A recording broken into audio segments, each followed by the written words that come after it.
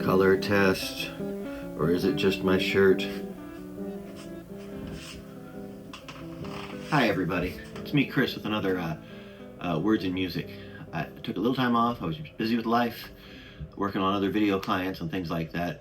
I also wanted to take some time to adjust what I do here. I added some lights. You are a good lighting technician, you 4.5-year-old girl. And a backdrop, so it looks all professional, kind of. I also thought about a new thing that I would try, which is to create videos about things people like. It's a good idea, huh? Audience analysis. Do they like you talking about trash on the back stairs? Well, not so far they don't. Anyways, today I thought what I would talk about is something a little inspirational, especially for those of you who, like me, are over 30, or in my case, way over 30. And who feel like maybe we haven't ever accomplished anything really, or we haven't accomplished anything that great. Well, there's still time, and the size of your achievement is really hard to determine. I'll get into that at the end of this. So first, I want to mention a personal favorite late achiever of mine. Actually, it's three brothers who were late achievers as far as I was concerned. Sure, they were huge in vaudeville, but you know that the Marx Brothers didn't make a movie until all three of them were over 40. Not bad. And they made some great films. And you know what? I think it took them being 40 to have the take they had on society. And Chico was the oldest. And you know, they kept making movies till they couldn't anymore, and they were usually still pretty good. The first one that people usually mention is Grandma Moses. So Grandma Moses didn't take up painting seriously until she was in her 70s, and she didn't really reach any level of notoriety until she was 80. And you've seen all her paintings. Okay, maybe not all of them. Maybe you've seen one. But yeah, late start. Who knows what she was doing those first 7 years? Maybe she was doing whatever job she had and occasionally doodling on a notepad while she was talking to someone via telegraph. I don't know.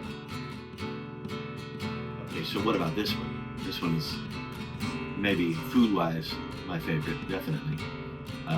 Colonel Sanders. He, had a local chicken restaurant or whatever. All of us have some kind of small business these days, don't we? So he was doing that for most of his life, but he didn't start franchising until he was in his early 60s. And he didn't sell that franchise for all that money that he made until he was 73. And his face is still up there. Right there on top of the sign. Old Colonel Sanders. That tiny body, that giant head. Anyway, great chicken. I love it. Okay, this one is interesting to me. I grew up watching Little House on the Prairie with my mom on television. And of course, those were based on a series of books by Laura Ingalls Wilder. Now, they were written in the 30s, but the subject matter was from like the 1880s, which means that Laura Ingalls Wilder was actually 63 when her first book came out, starting the whole Little House series. So Laura Ingalls Wilder got her start a little later in life.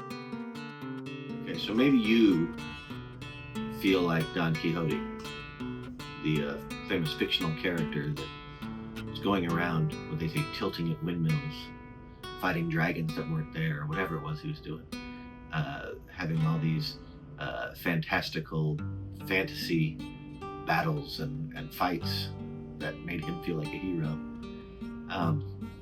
That was written by Miguel Cervantes, who, before that time, he'd been a soldier for a while. He was also in prison for a while. So some of us have that misfortune and end up in prison at some point. And if you get out, or even if you don't, you can still be creative. What Cervantes did was, after he got out and got his life started again, when he was in his 60s, he released the very first part of Don Quixote, part 1. 63. His first major accomplishment, and we still talk about it today. Maybe it takes some of that time, that age, that wisdom to create things like we're talking about here. At the age of 13, that is to say 73, Peter Mark Roget created his very first edition of Roget's Thesaurus. Before Roget came along, we only had one word for everything. What an impact.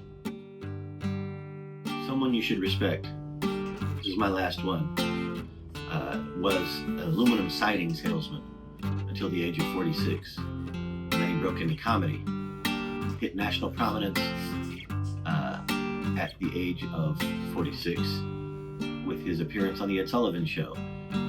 Within the next 10 years, he got bigger and bigger, became famous for his extremely self-deprecating comedy and his appearance in Caddyshack. Classic. I'm of course talking about Jack Roy. Rodney Dangerfield.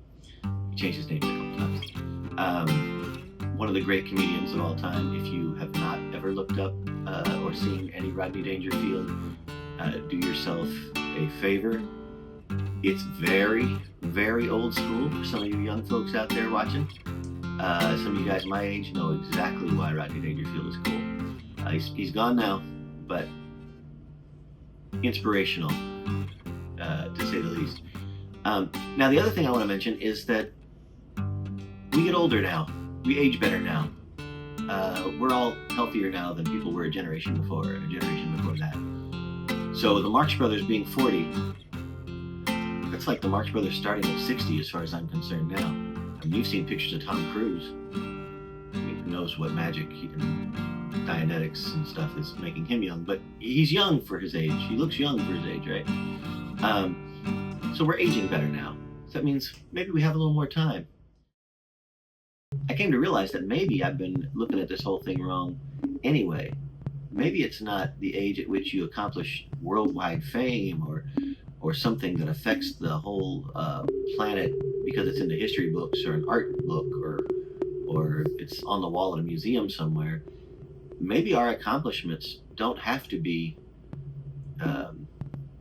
sort of first-hand experiences for the people that we impact. What I mean by that is, yes, you look at a painting by Van Gogh. That's Van Gogh made that painting, and you're looking at it.